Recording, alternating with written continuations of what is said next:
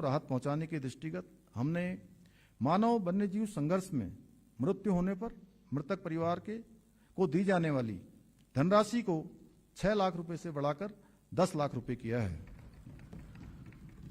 एक अभिनव पहल के अंतर्गत हमने कैंपा निधि के अंतर्गत पौड़ी गढ़वाल, टिहरी, उत्तरकाशी, चमोली, देहरादून, उधम सिंह नगर एवं बागेश्वर में प्रति ट्रांजिट सेंटर 2 करोड़ के संभावित व्यय के आधार पर 14 करोड़ की धनराशि का प्रावधान कर रहे हैं।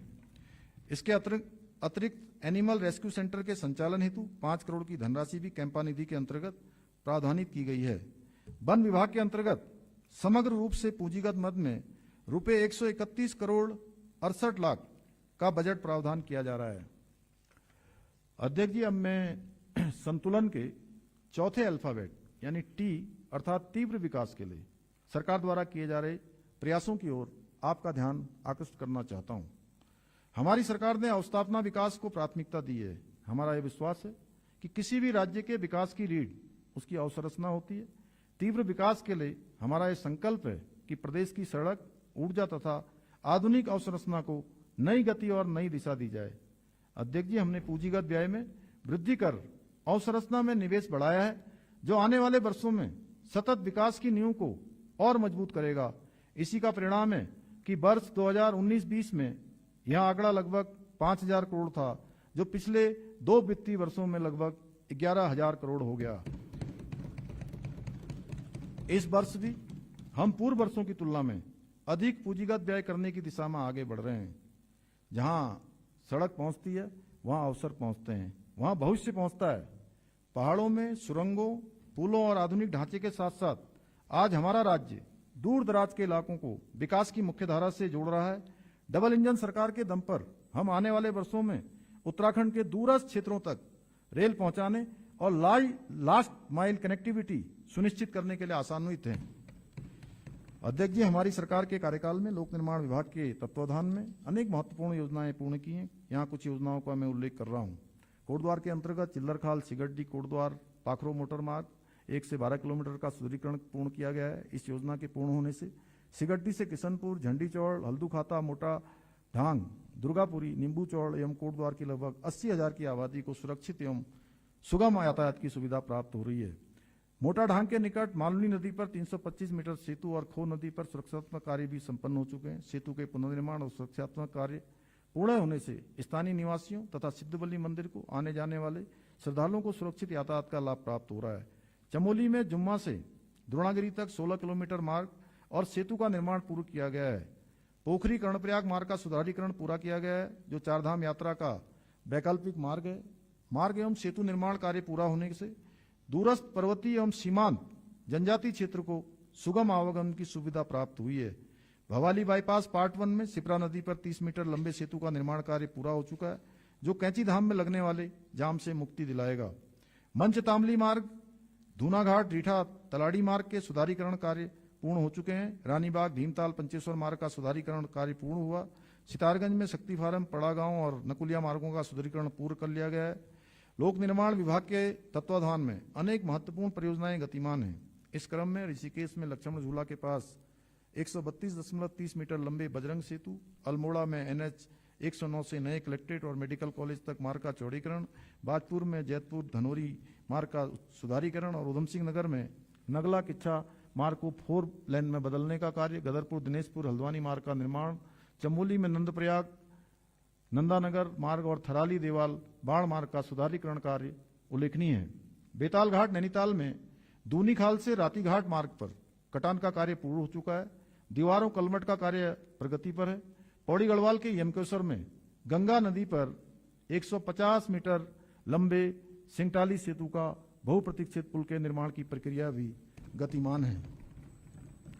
हमारी सरकार द्वारा न केवल सड़कों के नवनिर्माण हेतु अपितु विद्यमान सड़कों को गड्ढा मुक्त किए जाने और सुरक्षित बनाए जाने को शीर्ष प्राथमिकता दी गई है। इस क्रम में गड्ढा मुक्त सड़क एवं अन्य कार्य योजना के अंतर्गत रुपए 400 करोड़ का बजट प्रावधान किया जा रहा है। नंदा देवी राज्यात यात्रा के लिए 25 करोड़ का बजट प्रावधान किया जा रहा है।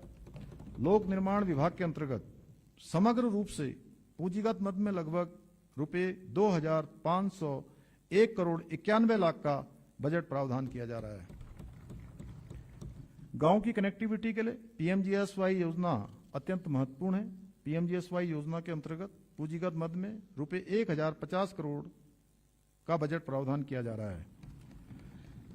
भौगोलिक परिस्थितियों के कारण हमने एयर कनेक्टिविटी को प्राथमिकता दी है। Uttarakhand civil aviation development authority के तत्वाधान में हवाई मार्ग यातायात आवागमन को सुगम बनाने के लिए हम सतत प्रयत्नशील हैं। इस क्रम में सहसधारा, श्रीनगर, गौचर, चिन्यालीसौड़, हल्द्वानी, अल्मोड़ा, पिथौरागढ़ तथा मुनस्यारी में हेलीपोर्ट का संचालन एवं विकास किया गया है। इसके अतिरिक्त त्रिगुणी नारायण मंदिर, मसूरी, रामनगर, बागेश्वर एवं हरिद्वार में हेलीपोर्ट निर्माण किए जाने की कार्रवाई गतिमान है। पंतनगर एयरपोर्ट को अंतर्राष्ट्रीय हवाई अड्डे के रूप में विकसित किए जाने के क्रम में 524 एकड़ भूमि एयरपोर्ट अथॉरिटी ऑफ इंडिया को हस्तांतरित की जा चुकी है। पिथौरागढ़ हवाई अड्डे के सुदृढ़ीकरण का कार्य किया गया है। यह अनुकूल उपयोग में ले जाने हेतु एयरपोर्ट अथॉरिटी ऑफ इंडिया को हस्तांतरित कर दिया गया है। गौचर एवं चिन्यालीसौड़ हवाई पट्टियों को भारतीय वायुसेना को हस्तांतरित किए जाने हेतु माननीय मंत्रिमंडल द्वारा सहमति दे दी गई है। केदारनाथ शटल सेवा को सुदृढ़ एवं सुरक्षित बनाए जाने के अतिरिक्त गौचर बद्रीनाथ शटल सेवा को भी आगामी चारधाम यात्रा में आरंभ किए जाने की कार्रवाई गतिमान है। संचालित फिक्स्ड विंग रूटों के अंतर्गत देहरादून, पंतनगर और पिथौरागढ़ से हवाई कनेक्टिविटी के विस्तार पर कार्य किया जा रहा है। नागरिक उड्डयन विभाग के अंतर्गत समग्र रूप से पूंजीगत मद में लगभग रुपए 52 करोड़ 50 लाख का बजट प्रावधान किया जा रहा है। अध्यक्ष जी, हमारी सरकार ने निवेशकों के लिए अनुकूल वातावरण बनाया है ताकि उद्योग लगें और युवाओं के लिए नए रोजगार के अवसर पैदा हों। सरल नियम, सिंगल विंडो क्लियरेंस और पारदर्शी नीति के जरिए हमने उद्यमियों का विश्वास बढ़ाया है। अध्यक्ष जी, उत्तराखंड ने हरित ऊर्जा के क्षेत्र में अग्रणी कदम उठाए हैं। सौर ऊर्जा, जल विद्युत ऊर्जा का उत्पादन बढ़ाने के लिए गंभीरता से कार्य किया जा रहा है। हिमालय पारिस्थितिकी को सुरक्षित रखते हुए विकास करना हमारी प्राथमिकता है। यूजेवीएनएल के तत्वाधान में विगत 4 वर्षों में अनेक महत्वपूर्ण परियोजनाएं पूर्ण की गई हैं। यहाँ कुछ योजनाओं का मैं उल्लेख कर रहा हूँ। 120 मेगावाट की ब्यासी जल विद्युत परियोजना, 15 मेगावाट की मध्य महेश्वर परियोजना, 5 मेगावाट की सुरिनगांड परियोजना, 4.5 मेगावाट की कालीगंगा द्वितीय, 90 मेगावाट की तिलोत परियोजना का रिनोवेशन एंड मॉडर्नाइजेशन, 51 मेगावाट की ढालीपुर परियोजनाओं का रिनोवेशन एवं मॉडर्नाइजेशन। इन योजनाओं के पूर्ण होने से संबंधित परियोजना क्षेत्रों में विद्युत आपूर्ति में सुधार हुआ है। इसके अतिरिक्त स्थानीय निवासियों को प्रत्यक्ष और अप्रत्यक्ष रूप से रोजगार प्राप्त हुआ है। जल विद्युत उत्पादन के क्षेत्र में एसजेवीएन द्वारा 60 मेगावाट की नेटवर्क मोरी, टीएचडीसी इंडिया लिमिटेड द्वारा 750 मेगावाट की टेहरी पंप स्टोरेज प्लांट भी इसी अवधि में पूरी हुई है। इन योजनाओं के पूर्ण होने से स्थानीय निवासियों को प्रत्यक्ष और अप्रत्यक्ष रूप से रोजगार प्राप्त हुआ है तथा एसजेवीएन द्वारा विकसित 60 मेगावाट परियोजना के सापेक्ष 12% निःशुल्क विद्युत राज्य को प्राप्त हो रही है। अध्यक्ष जी, उरेडा के तत्वाधान में स्वरोजगार और उद्यमिता विकास के दृष्टिगत 250 मेगावाट के लक्ष्य के साथ मुख्यमंत्री सौर स्वरोजगार योजना चलाई गई है। इससे लगभग 3500 से अधिक लोगों को प्रत्यक्ष एवं अप्रत्यक्ष रूप से रोजगार प्राप्त हो रहा है तथा स्थानीय सामाजिक आर्थिक परिदृश्य में सुधार हो रहा है। अब तक कुल 137 मेगावाट क्षमता की 746 परियोजनाएं स्थापित की जा चुकी हैं। मार्च 2020 की स्थिति के अनुसार राज्य में 327 मेगावाट और सौर ऊर्जा की स्थापना की गई थी, जो कि वर्तमान में कुल 1027 मेगावाट हो गई है। विगत वर्षों में 700 मेगावाट से अधिक क्षमता के सौर ऊर्जा की स्थापना की जा चुकी है। पिटकुल के तत्वाधान में विगत 4 वर्षों में पूर्ण की गई लाइनों के विवरण का भी मैं यहाँ उल्लेख कर रहा हूँ।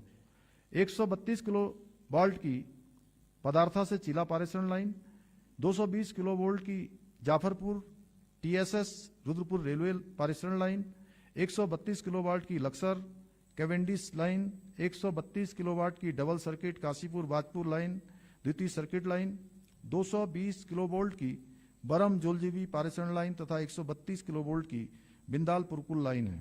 अध्यक्ष जी, यह भी अवगत कराना है कि आगामी वित्तीय वर्ष में पिटकुल के तत्वाधान में अनेक महत्वपूर्ण परियोजनाएं पूर्ण होने की दिशा में अग्रसर हैं।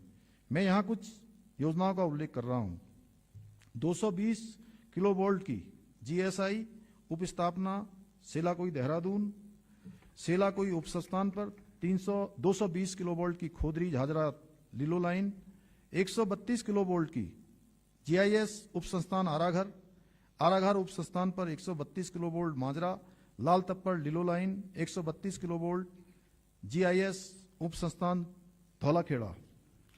धौलाखेड़ा उप संस्थान पर 132 किलोवोल्ट काठगोदाम रुद्रपुर लीलो लाइन, 132 किलोवोल्ट उप संस्थान खटीमा उप संस्थान में 132 किलोवोल्ट खटीमा सितरगंज लीलो लाइन।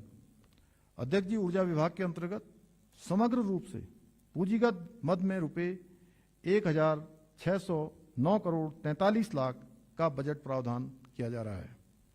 अध्यक्ष जी, हमारी सरकार द्वारा प्रदेश के आधारभूत ढांचे के विकास को तेजी से आगे बढ़ाना, पीपीपी परियोजनाओं को विकसित करने हेतु वर्ष 2023 में उत्तराखंड निवेश और आधारिक संरचना विकास बोर्ड UIIDB का गठन किया है। UIIDB द्वारा क्रियान्वित योजनाओं के माध्यम से शहरी जल निकासी को बेहतर सुविधाएं, पर्यटकों के लिए उच्च आधारभूत सुविधाएं, सुरक्षित व व्यवस्थित यातायात तथा स्थानीय लोगों के लिए रोजगार के अधिक अवसर प्रशस्त होंगे। UIIDB द्वारा अपनी स्थापना से अतिथि तक अनेक महत्वपूर्ण योजनाओं तथा यथा गढ़वाल मंडल में हरिद्वार गंगा कॉरिडोर एवं ऋषिकेश गंगा कॉरिडोर आरंभ की गई है और कुमाऊं मंडल में Sharda river front master plan परियोजना क्रियान्वित की जा रही है।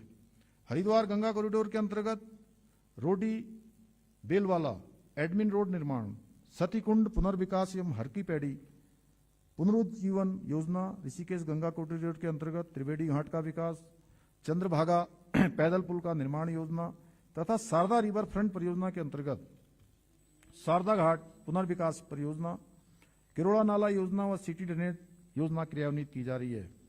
ऋषिकेश के रिवर राफ्टिंग साहसिक पर्यटन को वैश्विक स्तर का बनाने के लिए iconic city Rishikesh rafting base station योजना का क्रियान्वयन किया जा रहा है। गढ़वाल मंडल में श्रीनगर स्थित बेलकेदार एवं बेलकंडी मार्ग क्षेत्र में विशेष आध्यात्मिक आर्थिक zone special spiritual economic zone स्थापित किया जा रहा है। अध्यक्ष जी, अर्थव्यवस्था का विकास गांव और शहर दोनों के विकास से होता है। यह बजट गांव के लिए स्वावलंबन और शहर के लिए आधुनिकता की दोहरी रणनीति लेकर आया है। इस क्रम में अब संतुलन के 5वें अल्फाबेट यू अर्थात उन्नत शहर एवं गांव के विकास के लिए किए जा रहे प्रयासों की ओर आपका ध्यान आकर्षित करना चाहता हूं। ग्राम्य सशक्तिकरण के लिए किए गए समग्र प्रयासों को अंग्रेजी भाषा के संचिताक्षर के कौशल विकास, ई इकोलॉजी संवर्धन, डी धरोहर संरक्षण, ए अवसंरचना निर्माण और आर से रिवर्स माइग्रेशन से निर्मित केदार से समझा जा सकता है।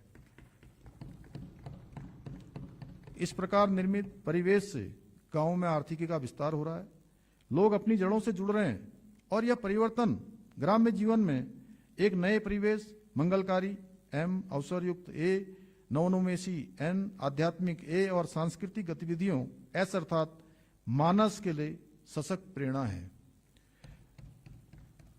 हमारा विश्वास है गांव मजबूत, उत्तराखंड मजबूत।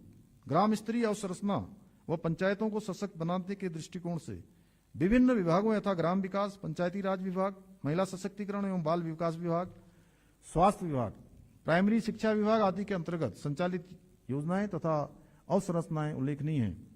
कनेक्टेड विलेज, कनेक्टेड मार्केट की अवधारणा के तहत राज्य के दूरस्थ और सीमांत गांवों में सड़क, बिजली, पानी, स्वास्थ्य, शिक्षा एवं डिजिटल भुगतान आदि सुविधाओं को प्राथमिकता दी जा रही है ताकि पलायन पर रोक लगे और गांवों में भी सम्मानजनक जीवन के अवसर उपलब्ध हों। ग्रामीण आजीविका मिशन, आजीविका सहकारी समितियां, दुग्ध सहकारी संघ, इन सबको एक मजबूत श्रृंखला के तहत जोड़ा जा रहा है। उद्यान, दुग्ध, पशुपालन, डेयरी, मधुपक्षी पालन, मत्स्य पालन, रेशम विकास आदि के सुव्यवस्थित विस्तार के साथ हमारे गांव अब रोजगार सृजन के केंद्र बन रहे हैं। स्वयं सहायता समूहों, दुग्ध समितियों, महिला समूहों और किसान उत्पादक संगठनों के माध्यम से ग्राम स्तर पर लघु उद्योग, पैकेजिंग, मूल्य संवर्धन और स्थानीय रोजगार के अवसर बढ़ाए जा रहे हैं। वाइब्रेंट विलेज प्रोग्राम के अंतर्गत 51 सीमांत गांवों का सर्वांगीण विकास किया जा रहा है। इस बजट में